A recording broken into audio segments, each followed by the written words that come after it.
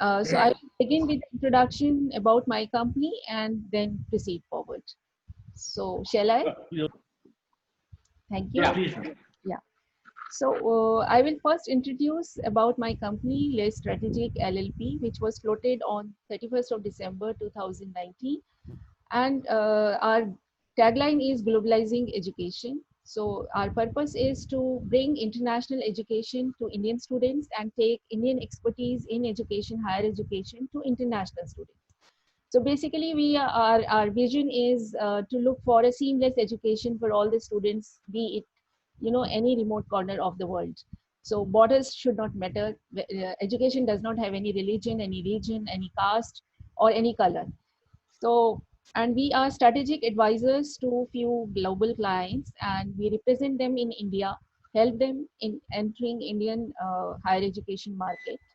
We help them in achieving some sort of collaborations through various channels like with institutes, with universities, with industry, or with edtech companies, because nowadays educational technology is leading the game.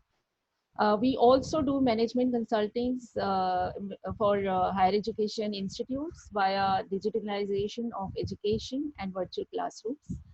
And now I will begin with introduction of our panelists.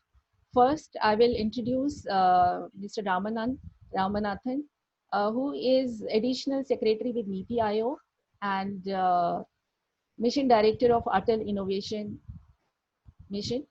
So I'll just share a screen which will also show all the participants about his short biography that we have. Just give me one sec. With short biography of Mr. Ramanan.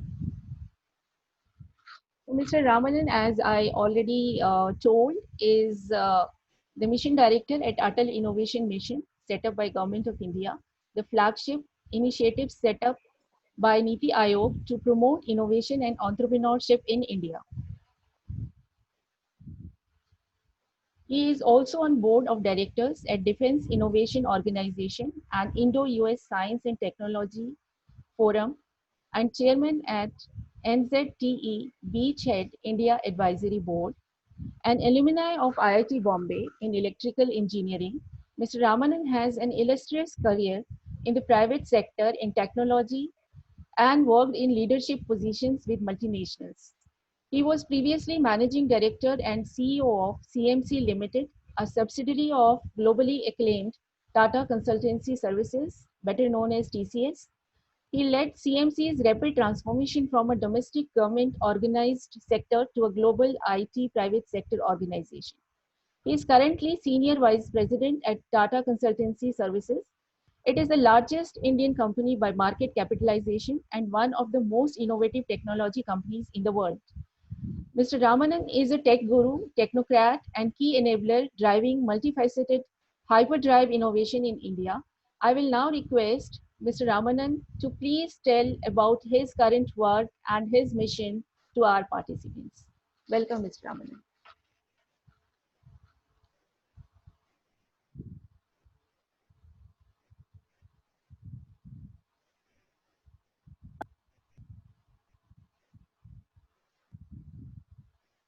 Sir, your voice is not coming.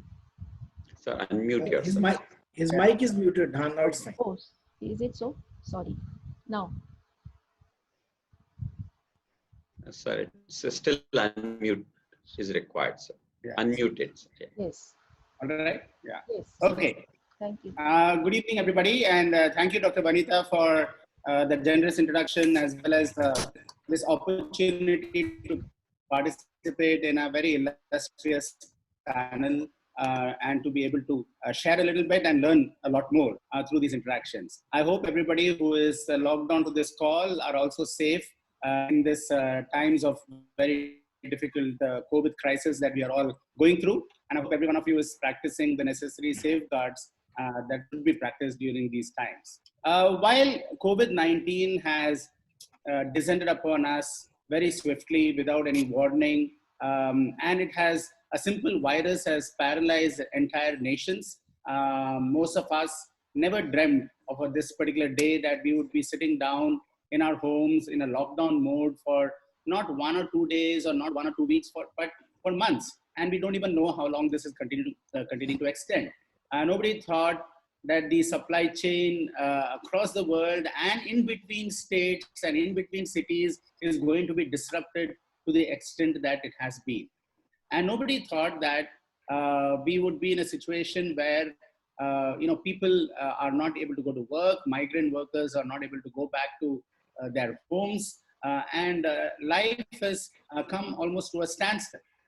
So these are very difficult times for all of us. But at the same time, this COVID-19 has brought certain important elements into the surface like no other crisis could have. It has brought importance to the fore, the importance of innovation, the importance of collaboration, the importance of entrepreneurship in these times, the importance of trying to find solutions in a very innovative manner to be able to battle the crisis. And also it has given us time to reflect on many things that we would not otherwise have reflected were it not for this crisis. For example, in the world, we have always been talking about climate change, and we have been saying that climate change is a potential problem that the world can face. This crisis has shown that when such a crisis happens, it comes without warning. At some particular point in time, which is the tipping point for whatever the crisis is, suddenly it comes. And if it comes, we all need to be well prepared.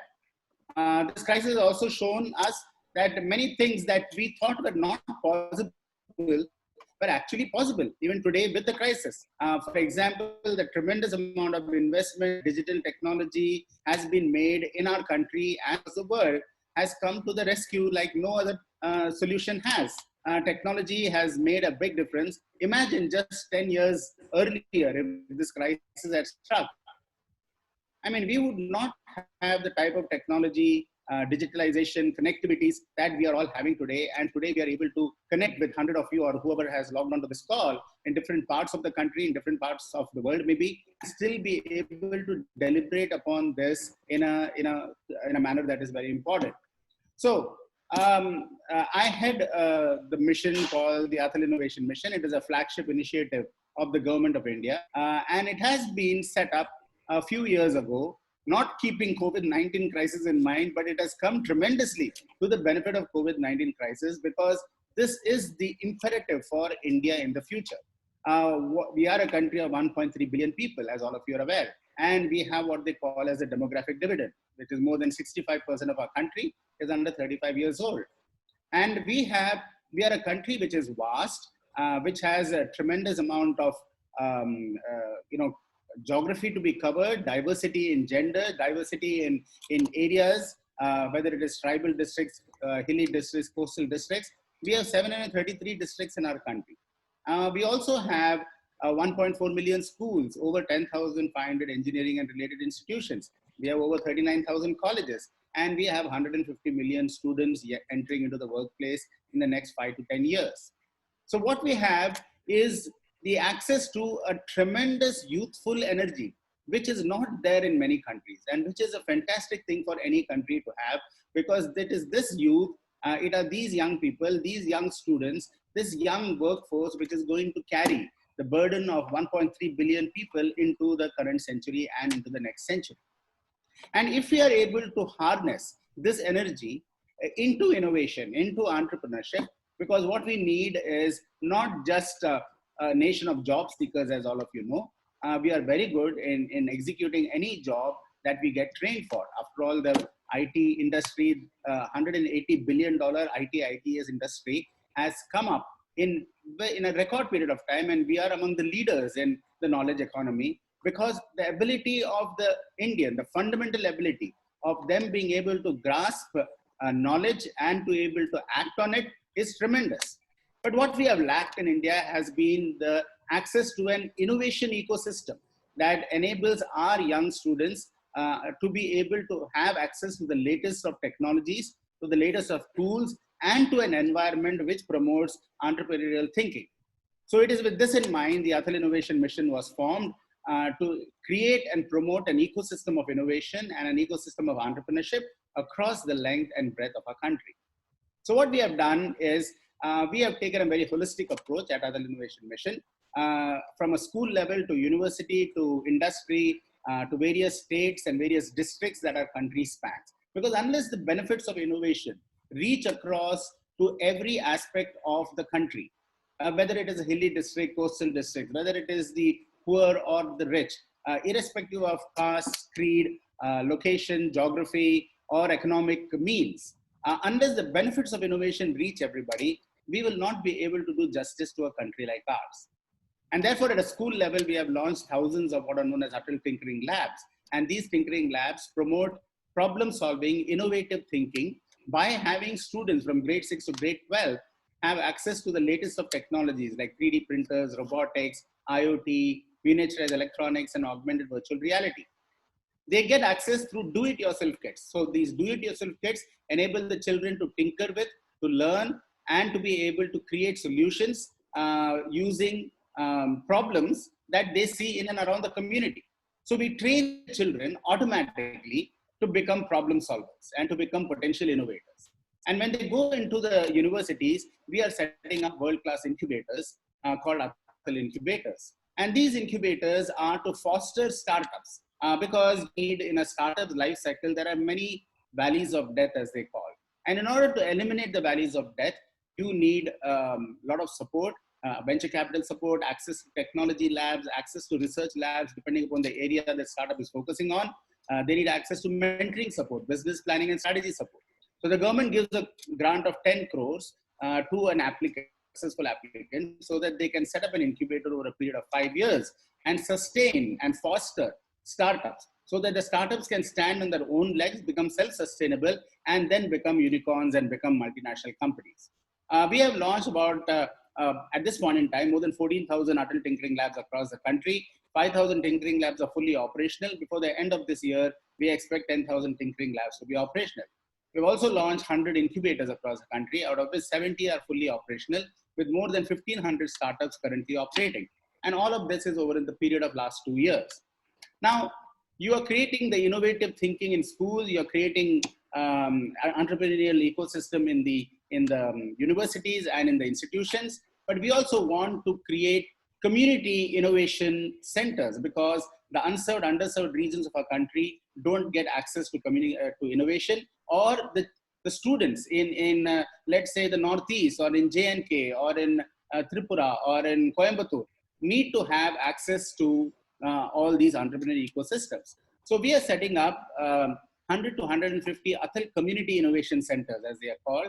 And these will be set up in tier 2, tier 3 cities so that students from universities or from the industry, local industry, can create innovations for the local communities. If you're in a fishing industry, create innovations for the fishing industry.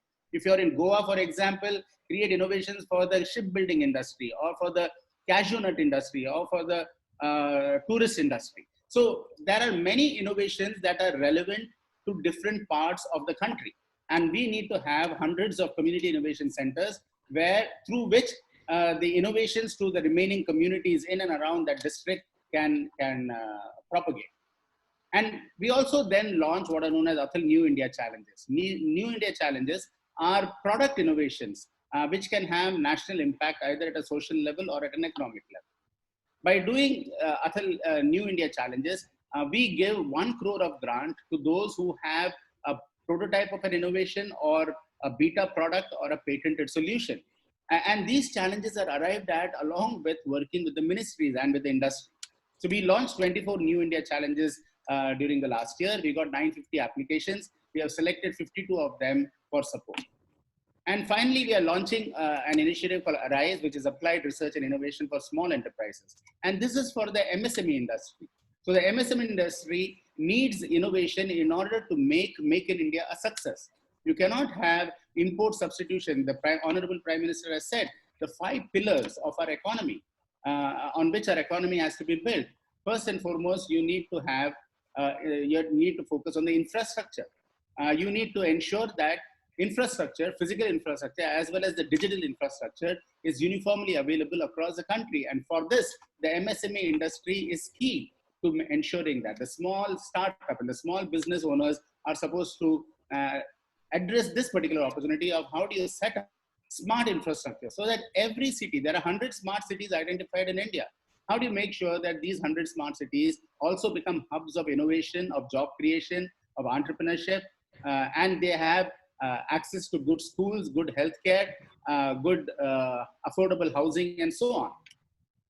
The other important pillar that he has talked about is leveraging the demand.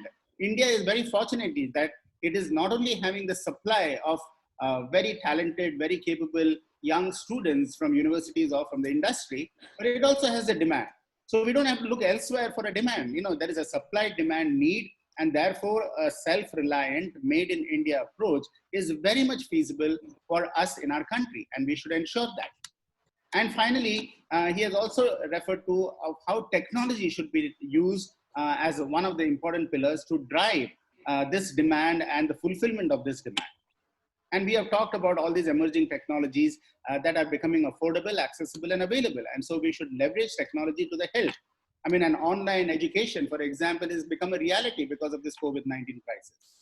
And finally, what I want to say is that COVID-19, one, we need solutions right now for addressing the COVID-19 crisis. For example, preventive solutions, assistive solutions, curative or medicine solutions. So that is an immediate need.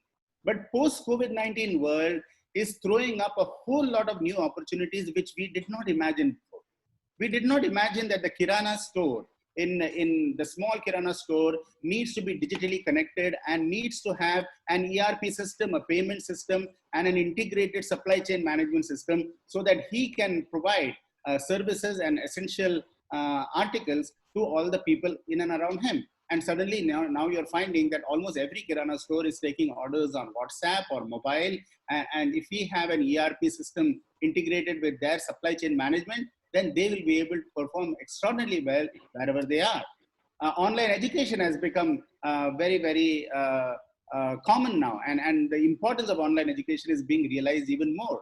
So there are many solutions that are required in a post-COVID world. And we are hopeful that innovation, entrepreneurship can find an answer to all these problems, pressing problems that India has, and it can enable India to change its economy, to raise its economy to a fast-growing economy, as well as be able to provide solutions for the rest of the world. So I'll stop at this point in time, and I give it back to you, Dr. Vanitha. But I thank you so much for giving me an opportunity to share a few thoughts on this occasion and also to learn from all the others. Thank you, sir. It was really insightful on what Government of India is doing through Atal Innovation Mission, and it is really eye-opener to many here who are not aware of such figures. And I'm sure that our current generation and future generation will definitely emerge as entrepreneurs and innovators. So I will move on to our next panelist, Dr. Sandeep Sancheti. I'll again share screen with his short biography.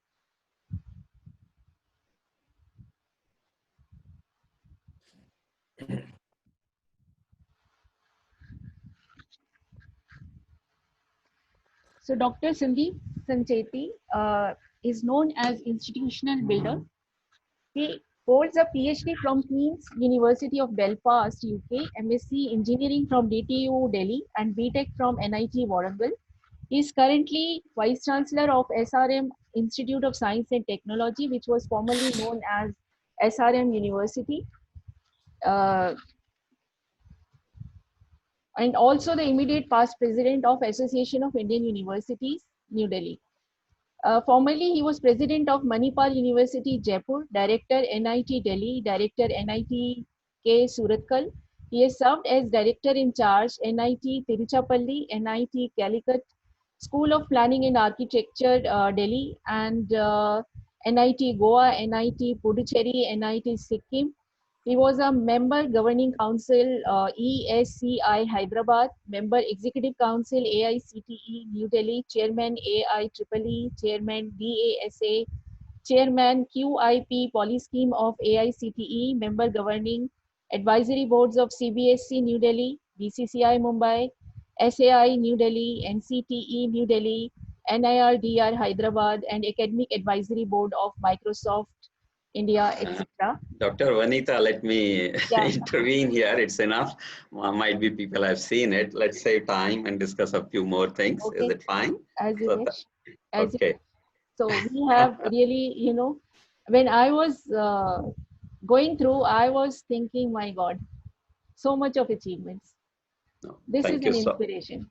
Thank Yeah. you so much. And I really appreciate this generous introduction. Also the invitation along with Dr. Ramnan, Dr. Deepak, Abhay Kumarji, and everyone. I'm privileged because I don't necessarily belong to this domain of what you call entrepreneurship or innovation, but this is one domain which I love very much. If I was to be reborn, I'm sure I would be falling in lap of Ramnan sir. I would be an entrepreneur without any choice, let me say. And I just love this domain, and therefore I'm very happy to be here today and share some views.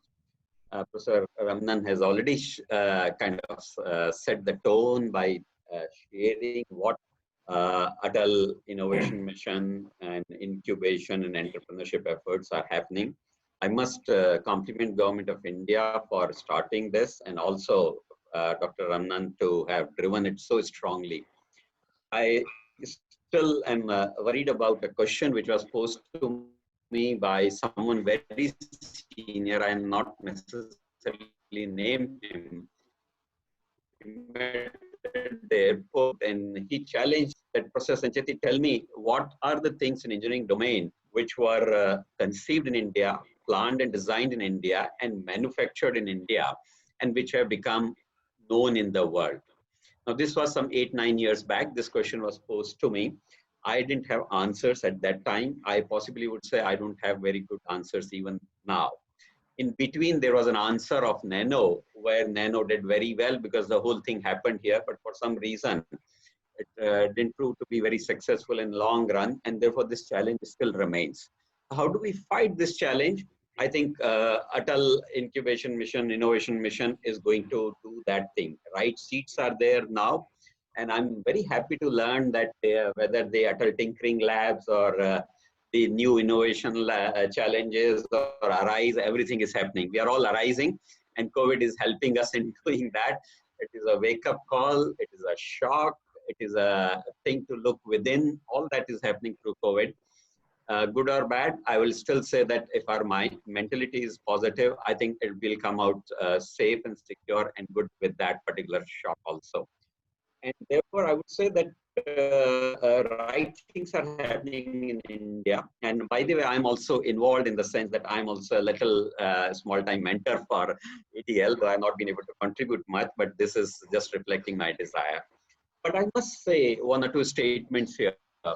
For some reason, wrong reasons, I would say, the people in higher education think that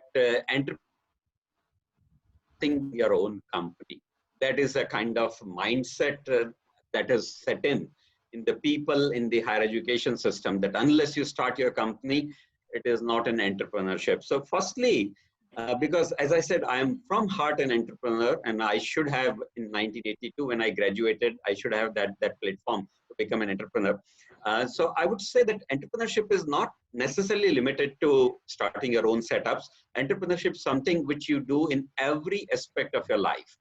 Whether you are doing a design or whether you are doing a service or whether you are teaching, you can be a very enterprising teacher. So the word has been derived from enterprise or enterprising, and therefore one should know that wherever you may be in your life, in your home or in playground or in the office or wherever, you can be an enterprising person. And to me, an enterprising person will always be an entrepreneur. So that is a notion people should know. And it should not be confined to the limited domain of starting our own company or being self-employed. If all of us tend to become self-employed, who is going to be working for those companies which need to grow and reach a certain scale to be countable? And therefore, let's understand, entrepreneurship is a very big term. I'm very happy that innovation and entrepreneurship are combined in our today's topic, because I firmly believe these are conjoined twins. One would not work without other, and vice versa, at least in the current scenario. Earlier, maybe things were different, and therefore innovation could have been in isolation done, but not in today's. If innovation is done and it's not taken to the next level of entrepreneurship or making it public or doing some commercial thing out of that, I think the innovation will die and someone will crash that. And therefore, they are conjoined twins. And I would say that AIM is doing a right thing in promoting in a big way.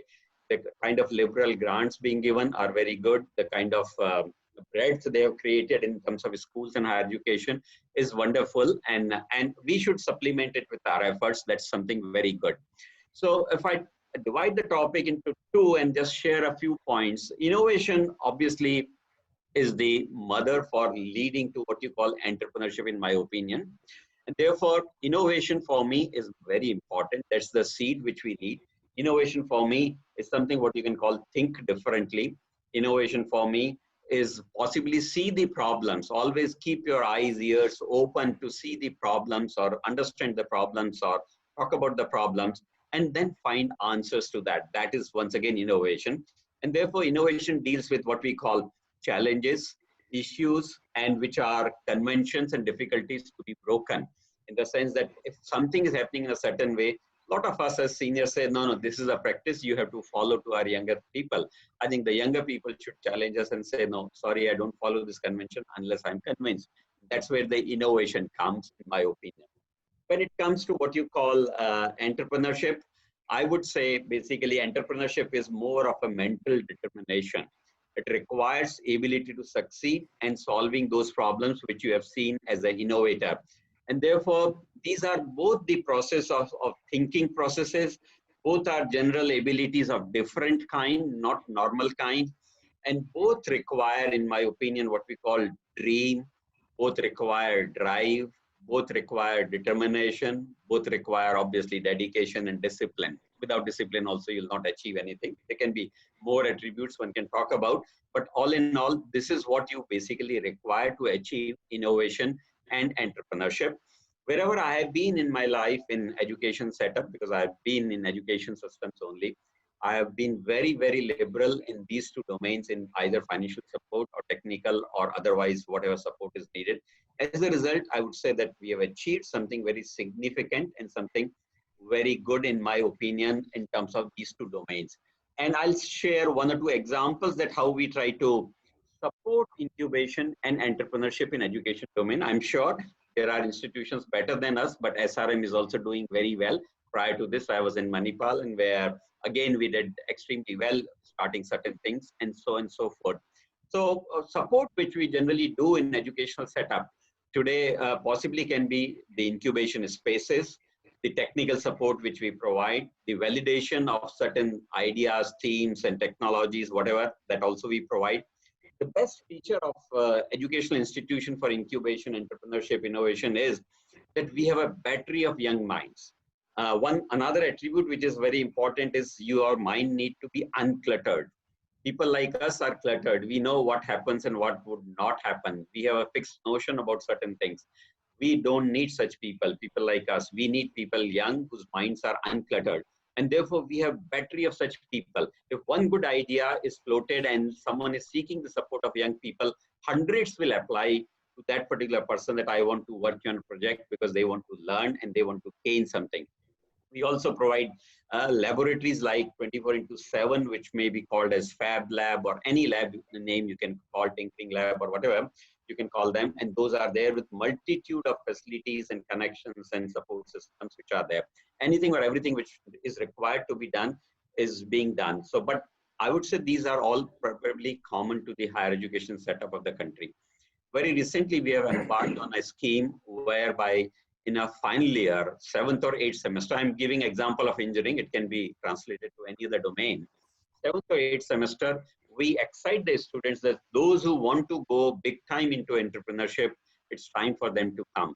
And in 7th semester, we vet their idea, we solidify it, and we allow them to do the initiation, make teams, and whatever, conceive whatever they want to do. And in 8th semester, 6 to 8 months are fully given for development of their enterprise or do their entrepreneurial work there in the institution. And in doing so, every support is available. The only requirement is this will be counted as an academic outcome. This will be counted for their result. The outcome of the enterprise effort may be pass or fail, but if the efforts are good, the academic marks are given according to that. And therefore, people get a head start for entrepreneurship, and that seeks the right kind of support for the would-be entrepreneurs, because otherwise what happens is they graduate, they get a job, and the society and their family puts a pressure, and in that pressure, they leave their dream and go back. And therefore, we have created many vehicles, many special things, and make sure that the students take entrepreneurship as a route. And in case they fail for whatever reason in doing successfully, we still allow them a deferred placement next year so that they don't lose the opportunity to live their life the way they wanted. And therefore, there are many avenues which we do for supporting innovation and entrepreneurship. That's all to begin with from my side. More questions, more ideas, I'll share my views once again. Thank you. Thank you, Professor Sancheti. It was really good to know your thoughts, and you have rightly pointed out the points about innovation and entrepreneurship. So before going to our next two respected panelists, I would like to, tell something about our today's participants. We have participants from about, right now, the count is around 154, 155. Due to Wi-Fi connections, number goes up and down. So we should assume 160 at a time.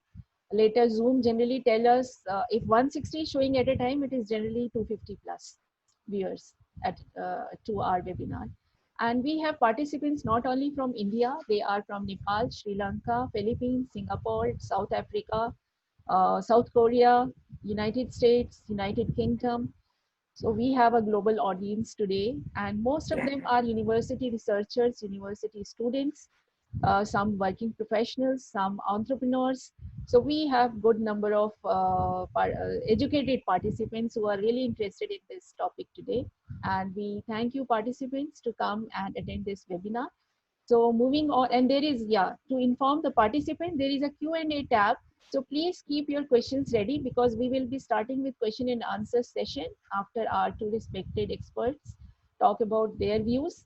And please keep them short and one-liner so that we can pick them up fast. If you have a long question, divide it into small questions. So moving on to our next speaker, Dr. Deepak Singh. I will again share the screen to show our participants and other panelists about his short biography.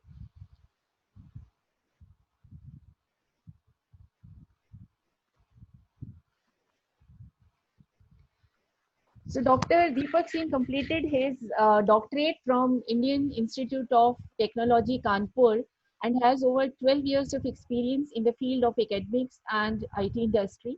Apart from teaching in an institute in Lucknow, he is also consultant of several IT firms. Currently, he is also advising UP government on IT implementation in public libraries.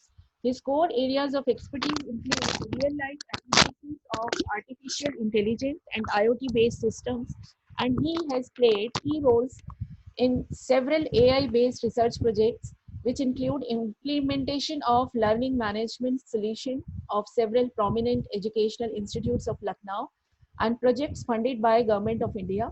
Currently, he is involved in a project related to implementing sensor networks in forests to save wildlife. Also, he has been nominated by various forums and associations in their committees. Teaching is his passion, and he regularly delivers lectures in top management and technical institutes. He has trained several senior level executives of different IT companies in the field of artificial intelligence and data analytics. Welcome, Dr. Deepak Singh. We would like to know your views on entrepreneurship and innovation.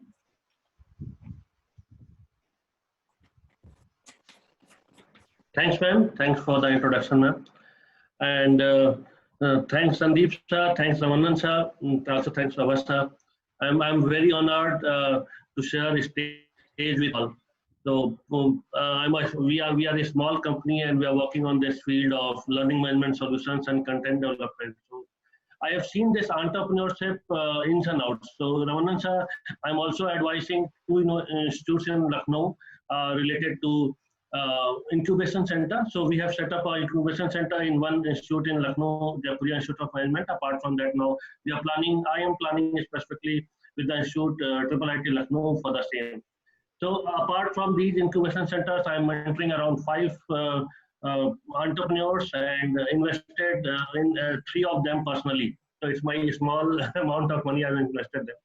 So I've seen that I've seen this thing ins and outs. So when my company is around 10 years old, so around 7 or 8 years before I thought I will leave this 40 hours per week job and start this around 168 hours per week of job. So I'm working on that. And at this point of time, when this Corona arrived, initially I thought it definitely will be a killer for startups, for small entrepreneurs, because I think we all know that cash flows are very less. So we also, as a company, didn't have such amount of cash we can pay our employees for more than 3 months or so. But after that, I've seen some company like I will take the name of Swiggy specifically. So Swiggy was a food giant, food portal, and one day I've seen that all the restaurants are closed and Swiggy is not working. And the next very day, after 24 hours, when I logged in, I've seen that there are lots of Kirana stores available over there. So in the night itself, within 24 hours, it's changed its business model from that food supply company to a necessary goods or important item supply company. So innovation definitely is necessary, but at this point of time, I think improvisation is much more important than that. So definitely, if you are a Sachin Tendulkar, you can survive. You will do very good in entrepreneurship, but a Sehwag is also very important because you have to improvise. You have to improvise according to pitch. You have to improvise according to a ball. So I'm taking examples from cricket because I like cricket very much. So at these point of times, all the companies which improvised, they sustained. Those companies which didn't improvise, like for example Uber, the Uber has lot of bike riders. They can also do this same type of thing which Swiggy done at this point of time. But Uber failed to think that because it was a unicorn. It's due to its inertia, it's failed to adopt that business model. But Swiggy, being a relatively small company, with respect to Uber, so they have changed these ideas and they have gone to a new business model. Same, I have seen that, it inspired me a lot, and I thought, what can I do? So at that point of time, we were selling LMS, learning management solutions. So our clients are like Grant Thornton and Mahindra and ARAI and SAE, but at that point of time, they started thinking that learning and training are not necessary for their employees because the first thing is how to sustain. So they are thinking about that. So problem with us is like maybe our contracts will be renewed or not.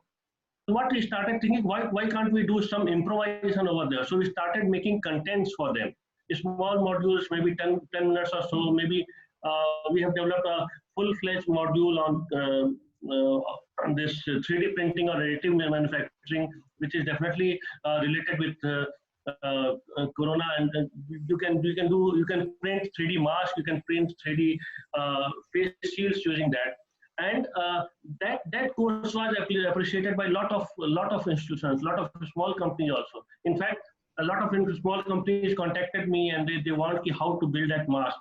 So they purchased 3D printer somehow. In this time also, they somehow managed to purchase that 3D printer. They started making that mask. So I have an example of a company in Lucknow which during this 3 months or you can say during this 45 days you can say, it sold around 3,000 face shields, marked 50%. So that business started during these Corona times, for which these Corona times, which is normally people are saying our business will die. So at these times they have started some businesses. So that's improvisation. And improvisation, I think, is the key to sustain in these times. So I thank Ramanand sir because this Atal Incubation mission and that Tinkering Labs instilled that idea of innovation and improvisation in our minds. And I thank you, sir, because one student which was around, which is in 8th or 9th, I was visiting his school for incubation center. He came to me, he said, your hands are very dry, and I make a cream, a cream using wax and that nariyal tail, and that was my improvisation, that my homegrown idea, and I put in some herbs in that, so you can go and use that. So I like that very much. That that was an 8th class child, and great idea, great innovation. So maybe that's not be marketable. We can't use it in, we can't put it in market, but at least he has thought something. So thanks, Ramanand sir, and thanks Mission for that, for instilling that idea in our students. And Sandeep sir, I think you have been with Manipal, you have been with SRM, and these two institutions are doing very good in this field. So basically, and thanks Avasha, because universities are where we can instill these ideas. So I think now it's high time to create a course around entrepreneurship, and we can do a mandatory course for that. So every student should do a course related to entrepreneurship, and in that course they should know what's innovation, and they should know if there are no risks. Everybody thinks high risk. This is a high risk game. So, but I don't think so. So you can hedge your risk using different methods. You can sell small things in the initial phase of your business, and after that you can grow upon it. So I think I request all the universities and Ramanand sir also. So can we think about pushing a full-fledged mandatory course of entrepreneurship, maybe 10 hours, maybe 15 hours to these institutions, and maybe we can give some grades on it, sir. So that will make our education system and that entrepreneurship system very strong. It will be then I think that will be icing on this cake, which we have already built. This cake is already built now after this Atal Innovation Mission sort of idea. So that's all from my side. I think there are lots of entrepreneurs. They are asking questions, and I'm regularly answering that. So according to me, don't think that this time is very difficult. Think it like an opportunity. So this will be an opportunity for us, for you all. Think like Red Bus. So that Red Bus guy went and he didn't got ticket of a bus on a single day. So it may be a problem for him. From him, he can think like the bus system, the ticketing system in India is not good. But he didn't thought that. He thought that that's an opportunity for us. So this COVID times is opportunity for all the startups. And I recommend all the startups to kindly think, kindly innovate, and kindly improvise your idea. So that's all from my side. Thanks, you all. So I'm open for questions. So you can put your questions on that chat box also, and I can answer in live also. Thanks, Vanita. Thank you, Dr. Deepak. So I will request Ramanand sir that this idea of entrepreneurship course is good, but do not overburden students. They are Exactly. very unhappy already with lots of courses. Yes. And obviously then faculty development is also required along with the course development. So I will move on to our next expert panelist, Professor Abhay Kumar from IEC University, Baddi. And I will again share screen for his short biography.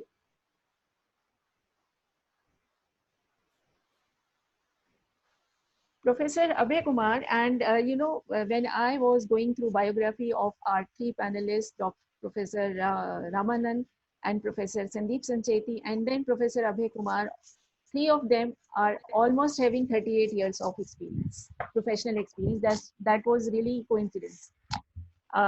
Professor Abhay Kumar has experience of 38 years, out of which 3 years of being an entrepreneur, then having worked in industry for over 16 years, and then 19 years of experience in teaching and research. With a doctorate in business management from HNB Garhwal University and MBA from Motilal Nehru Institute of Research and Business Administration, University of Allahabad in 1980. He has good number of research publications to his credit and was principal investigator in several government-sponsored projects. Dr. Abhay Kumar has held senior positions at universities of repute and headed several management institutes. He is organizer, chairperson, and keynote speaker at a number of conferences, seminars, and events across the country. He is member of numerous higher education bodies and is on board of management and advisory boards of several institutes, universities, and many corporate organizations and NGOs. He has also handled additional responsibilities as chairperson, entrepreneurship and incubation cell, director, training and placement cell, and many more such positions as a mentor. Professor Abhay Kumar is currently Vice Chancellor at IEC University Baddi in the Indian state of Himachal Pradesh. He has vast experience in training, motivating, and counseling the student fraternity and faculty members. Welcome, Professor Abhay Kumar, to our web conference. And I will request you to enlighten participants and us with how do you motivate your students with entrepreneurship idea at your level in your university, and what are your thoughts on the topic? Thank you. Well, very good afternoon and rather good evening, Dr. Vanita, all the co-panelists, as well as all the participants. In fact, I'm heading a very young university, still growing one. As the COVID-19 crisis emanated, we at our university initiated the control process first. That means whichever say scope we could lay our hands on, whether it was through uploading a video on the YouTube or sending emails or uploading things on the website, because at that time, very honestly, we didn't have a proper guidance platform. Then it evolved. And I fully agree with Dr. Sandeep on one count.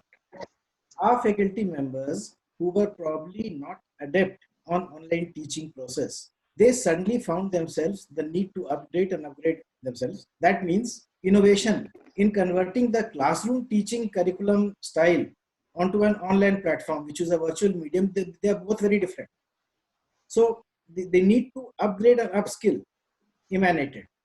Now, once that came into fore, things started settling down. Then proper online teaching came into fore. Now, whatever problems of connectivity, accessibility, or maybe even capability came, those have to be encountered, but online teaching and technology disruption is there to stay. That is one aspect. When we talk about entrepreneurship, I'll tell you, we didn't have a very structured incubation cell initially, but what we did was hand-holding. A very small example of maybe one student will give that idea. The student was very interested in gardening and he had a very good knowledge of plants. I told him to go and do internship in a nursery. Just imagine.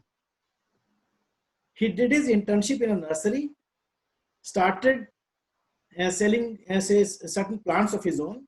He is a resident of the state of Patna. Then he had some accelerators and training, and fortunately now he has gone into vertical gardening. And suddenly, in a space of just 1.5 years, he has grown his business to a scale which was unprecedented and unthinkable at that point of time. What I found in him was passion. He would just corner me and any other faculty at any point of time. Sometimes the faculty members needed to go into hiding. So if that was the level of passion in a person, he or she is bound to succeed in spite of intermittent failures in between. That is one aspect I would like to touch on. The second is, if we talk about entrepreneurship and innovation, for instance, innovation is the need of the day. And that entrepreneurship culture has to be developed within the university system and within the ecosystem around the university. This COVID-19 crisis probably has brought and converted the challenge into an opportunity, that entrepreneurship is here in India and there's bound to be an explosive growth in the same, in the times to come. There's bound to be an explosive growth. An ecosystem is going to be created in which entrepreneurship and innovation are to be supported by each one of us, whether we did it earlier or not, to that extent.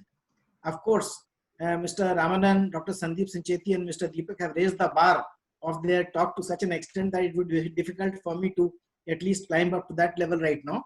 Howsoever, I would just puppet on saying that the tinkering lab concept, which Mr. Ramanan has talked about, that was very close to my heart. I used to think that entrepreneurship just cannot be developed in a day. As soon as the university, as soon as the student joins a university, for instance, we just kind of think of making him or her entrepreneur and change the thought process which he or she has nurtured from the beginning, say class 9th, 8th or 7th. So that thought process has to be instilled. As COVID-19 crisis initiated, I'll give you a small example again. Some of my students, say about 3 or 4 students of the School of Pharmacy of my university suddenly called me up and told me we are going to manufacture sanitizers in the lab along with the help of faculty members. And they distributed 100 liters of sanitizers in the areas around. And not only distributed, but told them the importance and the way of how to use it. Now, if that concept could be understood, that the students have that thought process in mind, we could culminate or translate it into a business in the times to come. So as faculty members, as probably Mr. Deepak said, we as faculty members also have to understand what are the basic aspects and the basic tenets on which entrepreneurship can be developed at the university level or at the institution level. I am very thankful to Mr. Ramanan that the Atal Innovation Mission has been doing a lot, not across only the states, but across the entire country. And with so many centers being established there and so many entrepreneurs being produced, I think there's nothing that is not going to happen in the country in the times to come. Now, whenever I personally talk to any student regarding entrepreneurship, the only thing that I tell him is what Walt Disney had quoted. That if actually you want to do something, you must have the courage to go till the end. You must have the passion to go to the end. You know, I personally feel that venture capitalists, maybe, or say many other financial institutions are always there to help if you have a proper project, a proper business plan, starting from ideation, as Mr. Deepak said.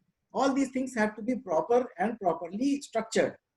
But how are these things going to happen? Without the support of either, say, experts or faculty members who are experts, I don't think this is going to happen.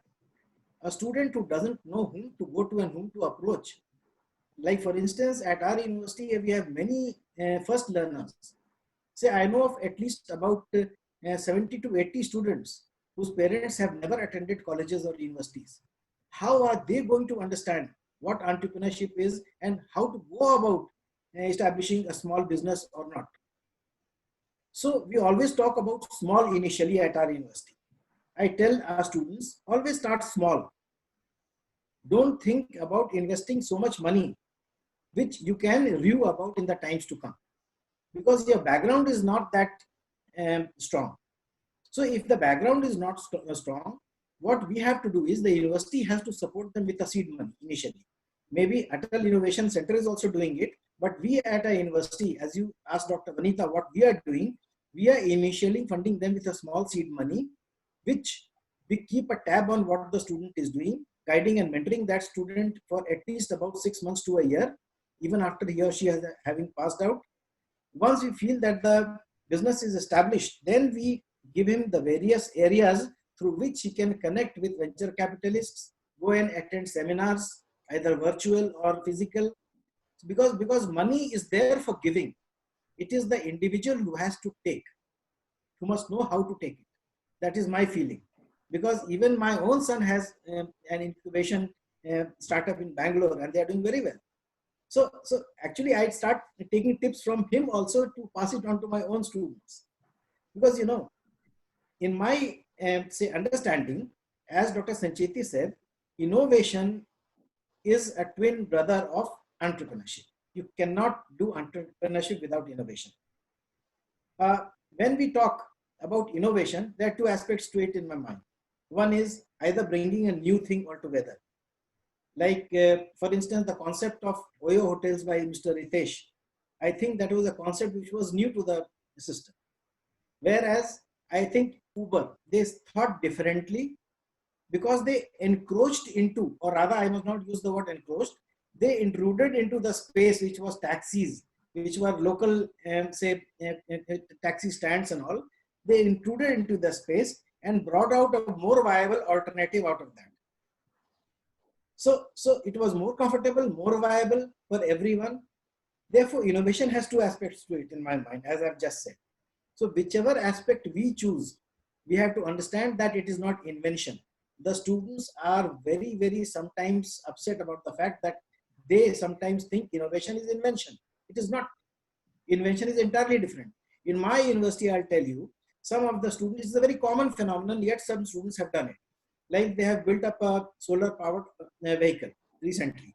We have recently collaborated with Okinawa Electric Vehicles, and they have set up a lab at our university. What we are now doing is we are trying to make the students understand that if they go into the OEMs, say for the electrical vehicles, I think they can have a sustainable system of entrepreneurship and innovation in the times to come.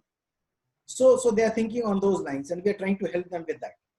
We have initiated with a few more things, in management students, for instance, we tell them, we take a group of 3 students, one from management, one from say electronics and communication, the third from say the tourism management, because you know it is an interdisciplinary aspect sometimes. If you are going to build a particular structure, then an engineer has to be involved, an architect has to be involved, even a management student can help in terms of management. So we have to understand that it is not only one stream which can foster entrepreneurship or innovation. We should have collaboration not only internally, but I am going a step further in saying that this COVID-19 crisis had brought forth empathy in each of us. And at my university, what I have started doing is that I have contacted many other private universities around, and we have collaborated to deliver lectures. That means if we have a position of strength in one school, we help the other school in another university with the already structured lecture we have on that particular topic. So it has made easier, the online teaching process has been made easier. And likewise, in terms of entrepreneurship, what we are doing right now is we are contacting universities around. Like in NCR also, we have had a bit, say, a collaboration with 1 or 2 universities who are very good in terms of incubation and incubating and building startups. They are also helping us. And we in turn are telling them that we are situated in Baddi, which is having a pharma industry base, which is the biggest in Asia. So let's do something here. And they are very, very aggressively happy about that. So now the point in the times to come is that we cannot exist as isolated islands of excellence. This is my personal viewpoint. We have to collaborate, and in collaboration lies the success of the country in the times to come. Even our Honorable Prime Minister has talked about those 5 vowels for new normals, if you remember. A, I, O, U, U. A for, say, adaptability. E for excellence. I for inclusivity. That means even the downtrodden or the have-nots must be included and incorporated in the scene of our thought process. We must not leave them out. They must also be benefiting from what is happening. Say, Mr. Ramanan just said a few moments back, I'm just changing my track. India is having a huge, say, youth dividend. And true, when 60 crore of the population out of, say, 138 crore approximately is below the age of 25, what do we expect? Either we groom them and make them happy. Happy means they must have earning their own livelihood in the times to come, supporting their family members, or else we will have an unprecedented crisis on our hands in the times to come. It can be a boon or it can be a bane. So let's be cautious. If job opportunities are being reduced due to this crisis in the times to come, if certain sectors are being hit the most, I think as academicians, as industrialists, we have that responsibility and accountability on our own hands, that we must handhold and support these students around, these young men who are either going to project India as a force to reckon with or dash. Thank you so much. That is all I have to say. Thank you, Professor Abhay. That was really good. Yes, collaboration and networking on professional level is very important, and it brings out best. Our webinar is a perfect example of this. Unless we collaborated with each other, we are strangers. At least I was stranger to all of you. and first time talking, and I must say we have leaders among us today. Not one of them showed reluctance or inflexibility or inconvenience of time, and they readily agreed to come. So they are willingly, selflessly giving advice to youth, and we have such leaders among us. So this kind of collaborations, professional networking is very important, and it brings out. And when there are universities and institutions in a zone, so we should also make zone, uh, state-wise or area-wise, where there should be collaborations, because curriculums of particular streams are almost more or less same, and qualifications of professors who are teaching is also more or less same. So why not to collaborate with each other to bring out best of the available resources for the students? Now we will go to question and answers. Dr. Deepak, I saw, has answered most of the question and answers uh, uh, here. So one question which I will I be answered all posing, the questions related to entrepreneurship yeah, because I have some time. One question is specifically for Sancheti sir. Yeah, So, please. Yeah. so I saw that was regarding PhD, if I'm not wrong. yeah. yes, I don't remember the question fully. If Madam Vanita can repeat it, it's fine. But let me tell you, PhD is always associated with something new. We understand when I do a project work at an undergrad level, maybe it is just a development or implementation. When I go to the master's level, it is a higher degree in terms of a little bit of innovation or something. Innovation may not be exactly new, but some small incremental change. Yeah, exactly. When it goes to PhD, one has to be always making sure that there is something new. I think that's a typical requirement. It's unfortunate that sometimes it gets diluted or it's not done. Maybe not necessarily in all the disciplines, but in some disciplines it's something like that. But I would say that most of the PhDs done rightly, especially in engineering and technology, or maybe in many other domains, would fructify or can fructify into something new, which can be a product or a process or a service, or maybe a small time innovation or something like that. And therefore, one has to keep that mind on. And to make sure that this happens, we say publications, because publications will be accepted only if they are adding something new. But once again, we have found a way to purge them, or maybe make them dilute for some reasons, because there was a sudden requirement and growth. So there are challenges, but yes, PhD is the right ground to set people into that particular mode of new knowledge. And I would still say that there is one thing which lacks in us, whether we are PhD candidates or others, undergraduate also, or maybe in the school, that our Indian students don't tend to question. They simply listen to their teachers and follow. They have probably abilities to question of in the sense of why, what, when, how, but they never do it because they have that fear also sometimes. If we can break that taboo, and if they start questioning teacher to explain every such aspect, I'm sure the quotient of innovation, the quotient of entrepreneurship or whatever creativity will go up. And on top of that, in the classroom, what we should do is basically look at the newer concepts, maybe ask something about it, learn something about it, play with it, make it, think it, question it, connect it, cross-fertilize the idea and things like that, choose them, fuse them, whatever, all those things, funny things which I can say, should be done in the class. And that's when the real excitement will happen, in my opinion. That's how you can promote. But yes, PhD should be the solid ground for research and innovation and development, all of them put together. Sir, I will try like to quote an example here, sir. That Google is the PhD thesis of Larry Page and Sergey Brin, and guided by an Indian teacher.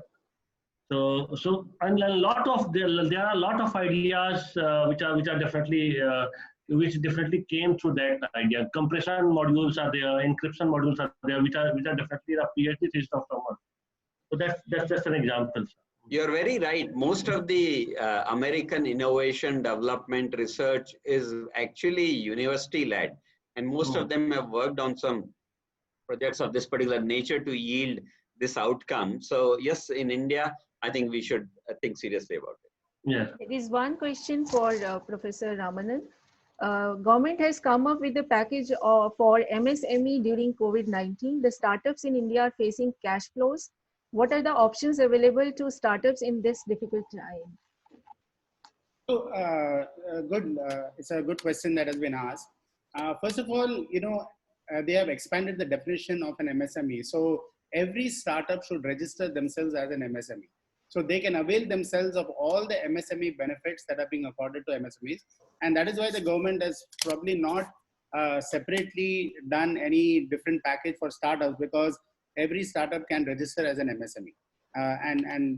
That is one of the important things.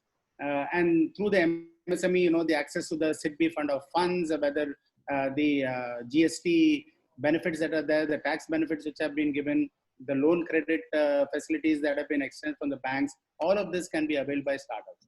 In addition, there are many schemes which are out there where challenges have been thrown, and if you are able to find a solution for the challenge, you have the ability to apply for that.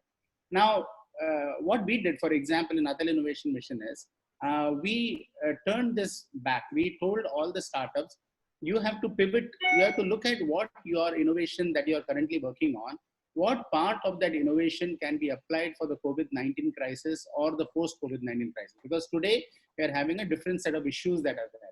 And most of our startups, it was amazing to find how many of them were able to find startup solutions for the COVID-19 crisis itself. I mean, we have startups in Tirupur for textiles, and they have come up with masks. We have a number of medtech startups. They have come back with sanitizer solutions and preventive care solutions. There are ventilator solutions being developed. Many AI-based startups and IoT-based startups have started looking at how you can integrate that in the transportation world, mass transportation. How do you ensure there is a whole lot of activity happening on surface, how do you prevent surfaces from getting contaminated, or self-cleaning materials that can be used, and so on and so forth. So the important thing for a startup in today's world is, one, they have to see how they can conserve cash. Cash flow runway has to be extended by them. And they have to somehow find mechanisms of leveraging digital transformation, digital, achieving more with less. And how do you do that? You can structure yourself to work from home wherever it is possible, reduce the expenses wherever it's possible, extend your cash runway. Second is, apply for many schemes which are there in the government, Startup India, DST, DBT, Atal Innovation Mission. Every one of them have come up with innovation support schemes. And the third is, I think there is also a huge opportunity of pivoting your startups into what is needed in a COVID world and a post-COVID world. And if everybody just sits down and does some analysis of what they are doing and how that can be leveraged, immediately they'll find revenue opportunities in each of them. So one more question specifically for Ramanan sir. Many a times student entrepreneurs are not always top graders. What would be your advice for the teachers in identifying and mentoring such students? Okay, can you repeat that? Because your voice broke. The question is, many a times student entrepreneurs are not always top graders.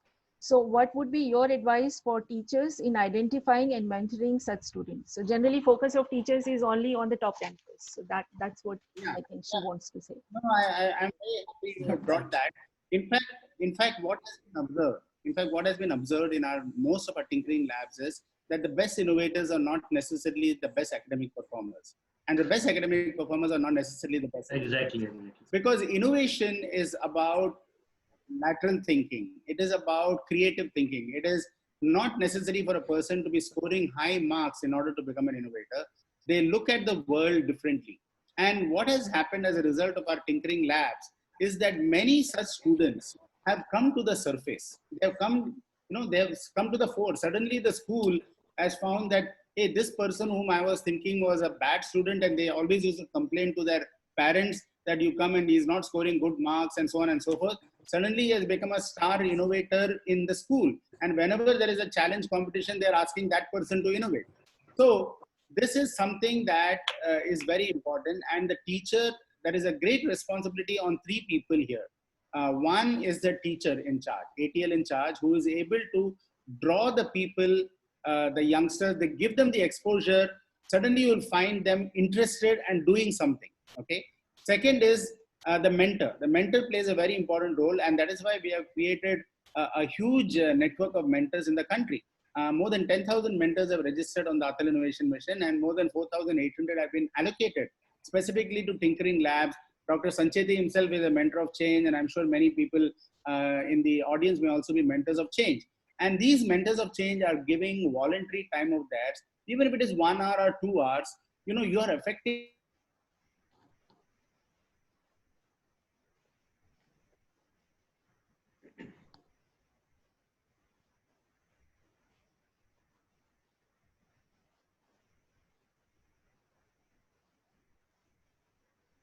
Hello? Yeah. Yes, sir. Yes. Yeah, it got disconnected briefly. So, you know, the mentor plays a very important role. And we have organized mentors now in a very structured manner. So there is regional mentors of change. They communicate with each other, with all the mentors in their city and in their state. There is a lot of sharing of best practices. How do you draw the young student out from his shell? And precisely addressing the problem that Professor Abhay mentioned, you know, the student is curious, but the curiosity gets killed by the teacher saying, don't ask such stupid questions, you know. So you make the student stop asking questions. And the day they stop asking questions, they stop being curious, they stop their imagination from going, because they're saying, you know, what do I do if I ask some question and if somebody is suppressing it, then no point in asking the question. So you're not allowing your imagination to fly. So the duty of the mentor and the teacher is enable this and encourage them to open up and tell your ideas. No matter how crazy they are, you tell. It was Steve Jobs who said, you know, it is those crazy people, the square pegs in a round hole, who change the world. They think differently, they question everything, they challenge the status quo, and lo and behold, they have come up with a solution for solving some problem that others have not thought of. So that is the mentality that with which we have to approach from a mentoring point of view, from a teacher point of view, and also from a parent point of view. The third thing which we have been doing is exposing parents to all the innovation capabilities of their children. Suddenly the parent says, oh, my daughter did this innovation. I didn't know that she had this capability in her. You know, 33% of our winners are girl children. And that is a fantastic thing. 50% of the enrollment is not girls, but 33% of our winners in the top 100 innovations are girl students. So this potential has to be tapped, because India is only 13% women entrepreneurs in India. More than 77%, 87% are men entrepreneurs. Imagine if that ratio was now 50-50. And if that 50-50 ratio is achieved, the economy of this country will zoom. And there is no question about, you know, holding them back. And many women who are well educated remain back in the household as housewives, don't get a chance to become innovators. But today with digital connectivity, today with startups, incubation and all of that, they can register themselves as a startup, do a lot of work from home, go to the place or the incubator when it is required, and become entrepreneurs and innovators. So we need to encourage all of this. Can I add some special yes, point to please. this? Yes. And that is that it's not true that we look for only toppers when it comes to innovation or entrepreneurship. No, no such rule is there. It's the idea, its validity, and everything is important. There is no such funda that you have to be a topper or a laggard to be successful. Let me tell you that today companies are taking even failures who are already still in third year or not yet cleared, and they give them the employment, they give them task and consultancy and various other things. So don't be afraid of that my GPA is less and this and that, and what is going to happen, I'm not going to get. That's certainly not the idea. And it's all based on the value proposition which is there. And however, I must add one or two points here. One thing, we as academics, some of us are from the world of academic and some of you are from the practical world of innovation or entrepreneurship. Make sure that this word called failure should go out of our dictionary. That has become very detrimental. If my position is second in my class, my parents will ask me, hey, how come I am second? Why not first? Now, they consider me as a failure or laggard. I think this should go away. I have written a couple of times about this particular point, that I would generally want the world to celebrate failures more than the success. Success is automatically celebrated because he gets money, he gets fame. Everyone knows every other successful entrepreneur of the country. But how many of you can name the 100 failures who were very good potential, but they didn't succeed? We don't. So as a society, India should start celebrating failures. We don't have tolerance for failure. Everyone laughs at us. Oh, he left a good job. He lost all his money and he's not successful. He made fun of him, kind of a thing is what we talk. I think Western world doesn't do that. And this has to be taught right from the day one in the school as well as in the colleges, that the failure is an essential part of life. Failure is the stepping stone for success. Failure has to happen 10 times before one time success. All that has to be taught. And I must tell you an interesting thing which was there in my mind some 20 years back, not anymore now. And that was that I come from Rajasthan originally. It's a land of entrepreneurs, let me tell you. Education or no education is immaterial. I can endlessly name the entrepreneurs who are successful from Rajasthan. And in most cases at that time, they were not educated fully or adequately, let's say. And because I was also craving to be an entrepreneur, as I told you in the beginning, I used to think, had I failed 3 times in 9th standard, I would not have been even qualified for a smallest job in government or private sector. And in that case, I would have been forced to get into the business, and I would have been a very successful entrepreneur or businessman today. This is what I used to think 20, 25 years back. So you can probably think that there is a relationship between failure and entrepreneurship. And I see failure to be more fructifying for entrepreneurship than the only academic success. If I may add, just add to what can I add? he said. Please Sorry. go ahead. Yeah. Mr. Deepak, please go ahead. I just want to add to what Dr. Sancheti said, and I want to remind of Dr. Abdul Kalam's famous words. He said the word fail means first attempt in learning. In an entrepreneur's world, there is nothing called failure. There is only success or there is learning. And even in success, there is learning. So this is the attitude with which, and as Dr. Sancheti very rightly said, we need to cultivate within India this whole mindset change, that failure is something that is abhorrent and we should look upon it as the first attempt in learning. And as the great Edison said, it is not that I failed 10,000 times, I found 10,000 ways of not making the light. So that is the attitude, but we need to teach this in our schools. We need to teach it to even in our parents. Society should accept this, because society is very harsh in judging people just based on academic performance and so on. That is true. Professor Abhay, yeah. I may put forth something that this is the last 1 year, we are having say video lectures by successful entrepreneurs and failed entrepreneurs. Failed in the sense that maybe they have become successful again after 2 years or 3 years or 4 years of having failed a number of times. But when they talk to the students, they say, I am a failed entrepreneur initially. And why did I fail? What happened? What were the wrong steps I took? What were the wrong notions in my mind? And when I succeeded, what were the basic aspects because of which I did so? Now, that is having a very big impact on the minds of the students, I must say. In that context, since Mr. Deepak is from Lucknow, I'll give you an example of one lady who was a junior colleague of mine from Lucknow itself. She has come up with an NGO dealing in jute.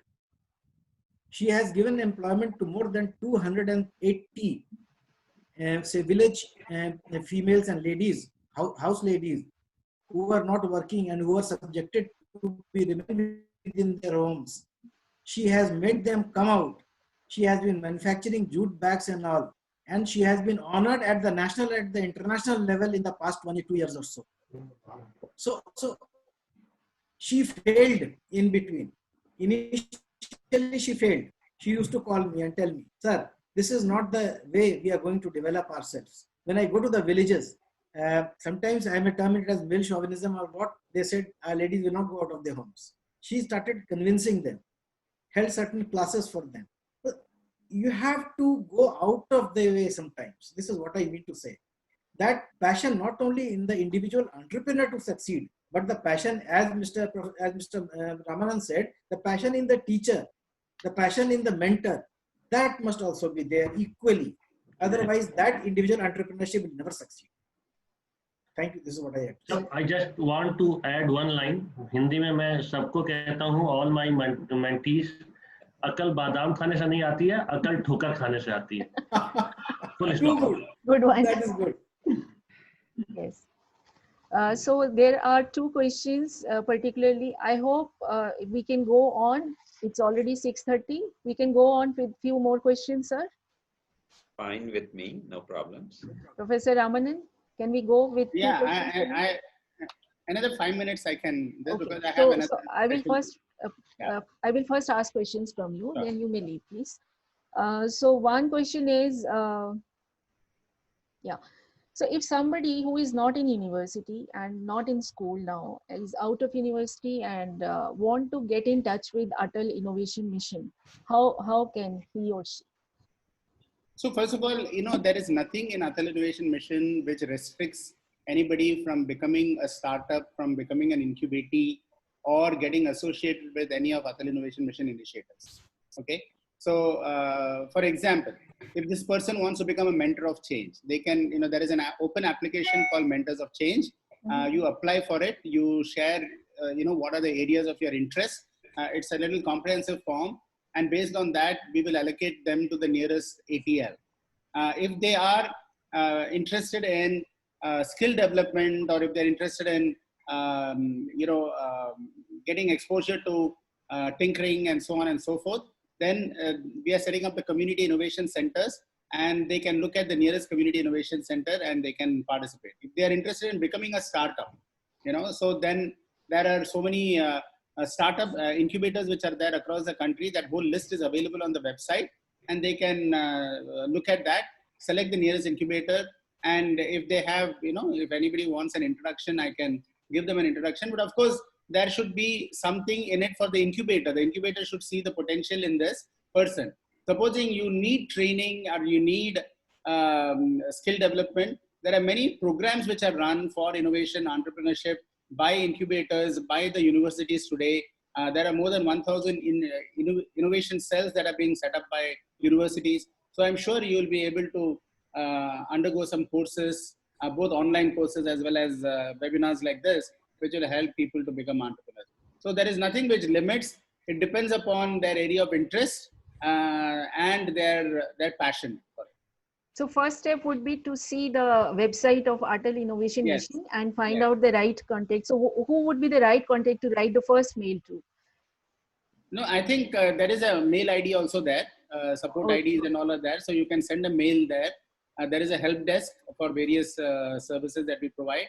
And in the worst case, always, even my email ID is there, so you can write to me. Okay, thank you. That would be helpful to many young entrepreneurs. Sure. And one question is, can you help develop an innovation center in my college? There is someone, Principal R.S. Moore College, Govindpur, Dhanbad. There is a process that we follow.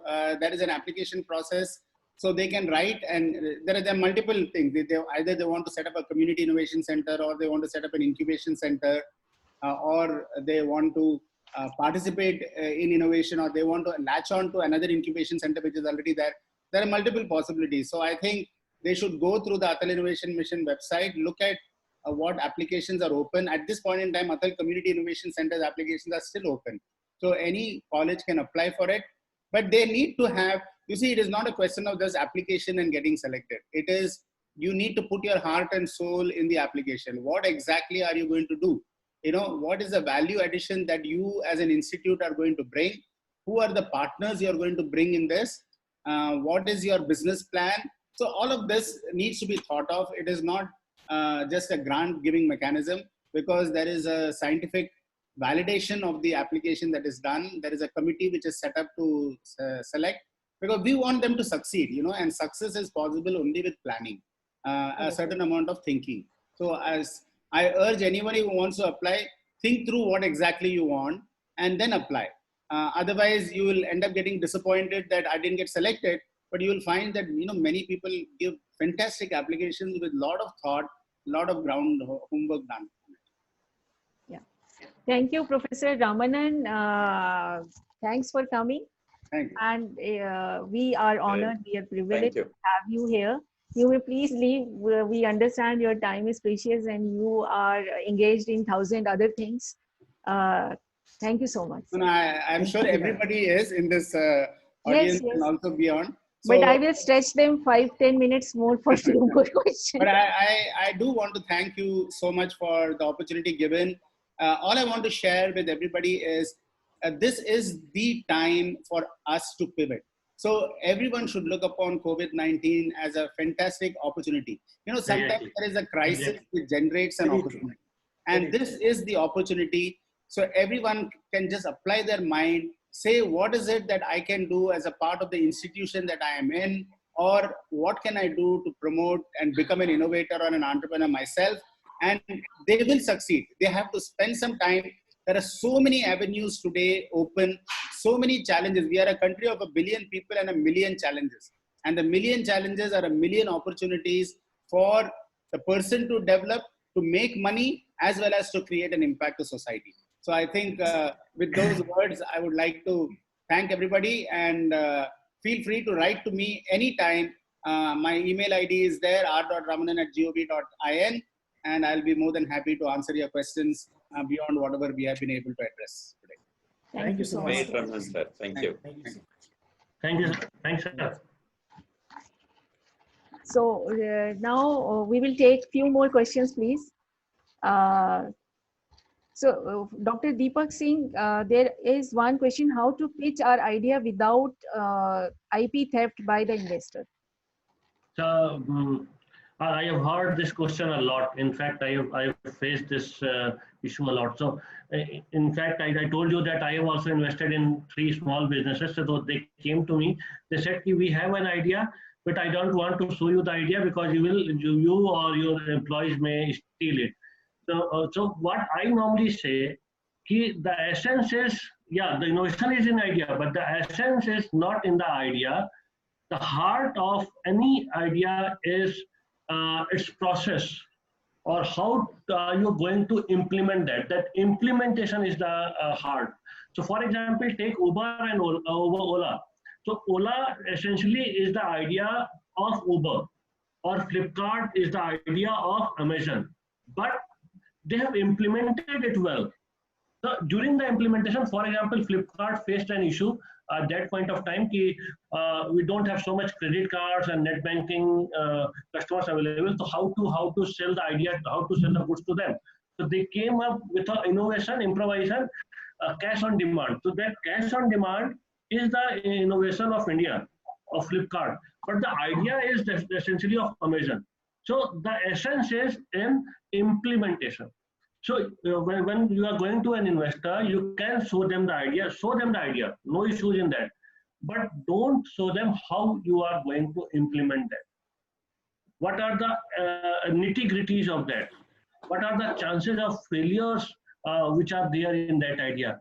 So you can hide, and you can bluntly in the face of investor, you can tell we are hiding the processes, we are hiding some failure, some chances of failure, and we will tell you when you sign an NDA with us, and on the very first day try to sign NDA, non-disclosure agreement with them. So that non-disclosure agreement and that not disclosing your process and your working sort of thing will protect you. So that 2 things are necessary. So one question is to Professor Sandeep and Professor Abhay. I am a working lady. Is there any format or any option for online PhD? Yeah, I saw that question there. There's nothing called online PhD. Of course, a lot of things in education are happening online and offline both. PhD is rather serious business. PhD is something which you earn by the work you do or undertake or contribute something new. And therefore, that newness can come from anywhere. But since we are kind of controlling or running a very big system, some guidelines are given, and those guidelines have to be followed.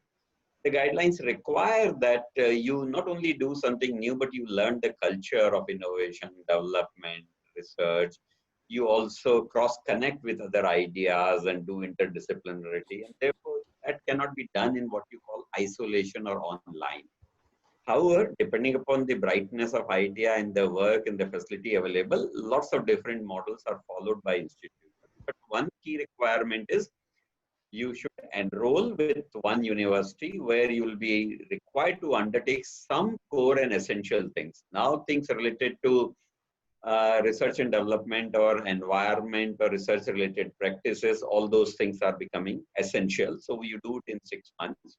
Learn about what other people do, how they do, what are the formats, what are the requirements. And after that, you can possibly take it in a offline mode or what we call part-time mode. But part-time will be allowed, especially in science and technology, if you have the facilities available elsewhere to carry out your research. However, in case of languages or social sciences, the domain may slightly change and the requirements may slightly change, but you can still do that. So to keep the answer simple, there's nothing called online, but yes, there is something called part-time, which one can possibly avail of, but part-time will take more time. And somehow, sometimes it goes a little slow, or we have seen that sometimes performance issues do creep up because you're not constantly generating things which are required to, help your PhD work, and therefore you go very slow, or maybe the quality sometimes becomes an issue.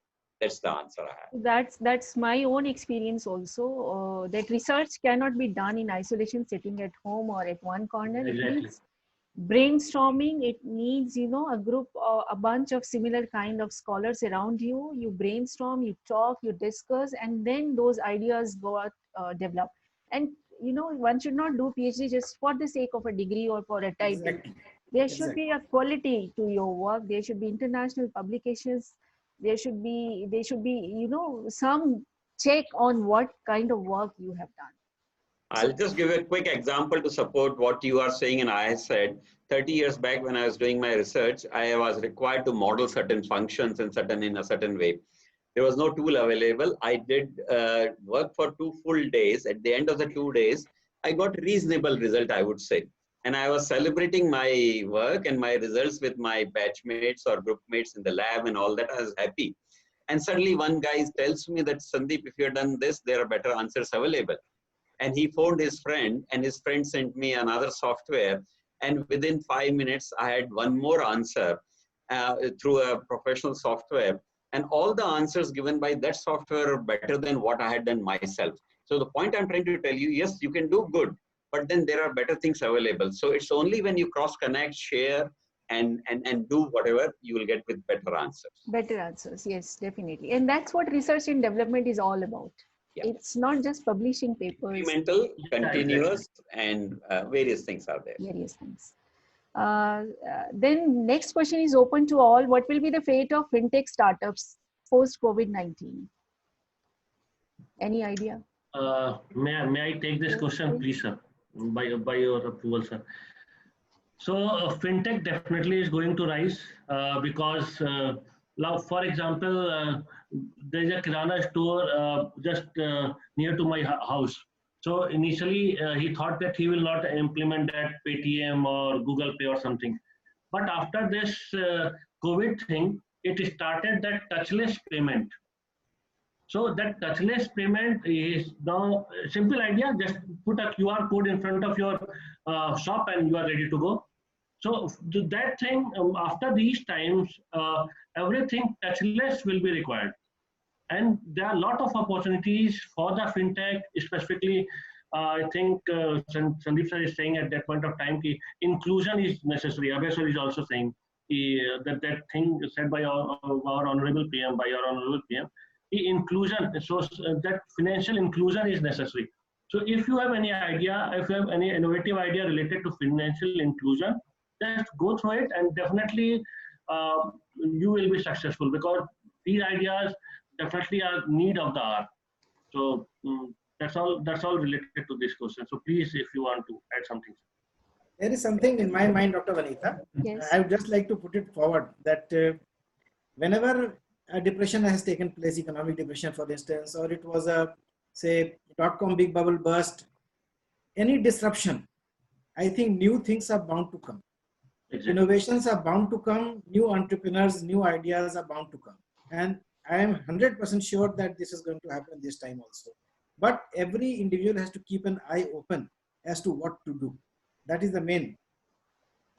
So one thing I would add to that in Hindi, India में जुगाड़ चलता है और जब जान फंसती है तो 100 तरीके निकलते हैं। तो कोविड-19 में जान फंसी हुई है तो निकलेंगे ही निकलेंगे। Exactly. So there are 4 open questions as of now in Q&A. Please take if please, it is open to all whosoever wants to answer any of these. So there is a question. He asked. My name is written on it, so I request. I'd like to answer that. Yes. So the question is. Started with my question is with Deepak sir, Miss Deepak sir. How to teach old employees new practices? So we are also doing that. In fact, I can tell you. So the simple sentence is, what's in there for them? आदमी ये नहीं देखता what's the benefit of the company, what's the benefit of X, Y, and Z, what's specifically their personal benefit. So like we have to, at a point of time, suddenly we have to move and we have to think about something like work from home, and you have to do from all your coding from home, and then you have to push it on the cloud. So one of our HR is around 68 years, 69 years. He is retired from HAL and he is looking after our job. So he told, sir, please relieve me. I don't know how to use this email IDs and how to do that. So I told him, sir, sir, it's clean and clear. If you can use this, at least you can teach your grandparents, grandchildren, how to use that email, or you can say them, I also know how to use emails, how to use cloud, and how to use this AI and different type of technologies. So he said that yes, that's a good idea. They always ask me, do you know email? Do you know this? Do you know that? I will try to learn that, and then I will go there and I will teach them. So you have to just anyhow motivate them personally or professionally, sometimes financially. So what's in there for them is the key, or you can see the silver bullet for doing all this change. So change management is tough, but if you know that, you can do the change.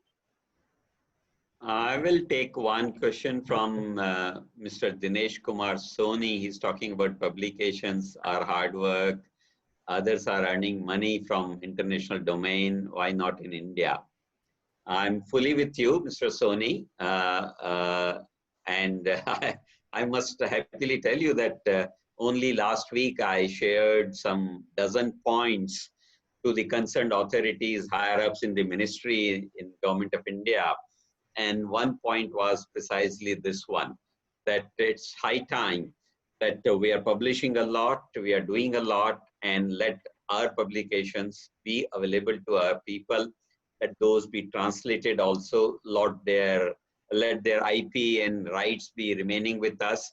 And we have now an ecosystem where we can sustain these journals. Earlier it wasn't. I was a part of a university till 10, 15 years back. People used to laugh if someone used to do research there that is trying to show off. But today it has become essential for us to survive. And therefore our output is probably third or fourth highest in the world. And we can sustain such things, in my opinion, very easily. So your idea is extremely good. We have certain things happening coming from Raman Research Institution, which probably is one of the oldest scientific journal which is getting published. We need to strengthen hands of those and make sure that we get going with that. Hopefully government will also support this kind of initiative along with all the organizations which you have listed. Yes, ma'am. Yeah. So any other question anybody wants to take? 2 more open questions. Or we can close the session. Most of the answers, I think we have answered almost 30 questions. Great. That is really great. So I will close question and answer now because it is an endless process otherwise. Yeah, okay. Thank you all my dear experts to be here, and I will look forward for more such sessions in future, maybe once in a year or once in 6 months. With your cooperation, we can think of new topics, new trends as per time's demand. To my participants, I would say that as we generally do, we will send you Google Forms on your mails. After 2 days, it takes some time to manually process the list. All the attendees who have attended more than 85% of this webinar will get a Google form. You please fill in with correct email ID and name, and then you will be mailed your e-certificates. And one thing is that e-certificates are okay, as a genuine academician, as a teacher, I would say certificates are just papers. They are not so useful. Knowledge is useful. So learn, implement, and use the knowledge that you are learning through these webinars. This is precious. Certificates are, for the file folders. So, and secondly, tip of the day is, now you have been doing many online courses on skill enhancing during this lockdown period, and few webinars. We have regular participants in our 4 webinars. Now the time is to do some professional networking. LinkedIn is a good platform. Make a LinkedIn profile, connect with similar professional profiles, and be careful, there are fake profiles also. And there is a system through which if you find somebody is not making correct connection or comments, then you can just block him off. So start this practice now. Thank you, all of you, for being here. And please do not mail me separately for emails. We will check it manually who has done required time of webinar. We will send the Google Forms, but it will take 2 days and you will get certificates. And those Google Forms will be open for 2 days only. So thanks. Have a good day. Thanks, ma'am. Thank you. so much. Thank you, Dr. Vanitha. Thank you, Professor Abhay. Thank you, Professor Deepak Singh. Thank you, sir. Nice to meet you. Honor to be with you. Thanks, sir. Thanks, sir. Share this session. Thank you. Maybe Thank you. I will send all of you and message, so we will be in touch.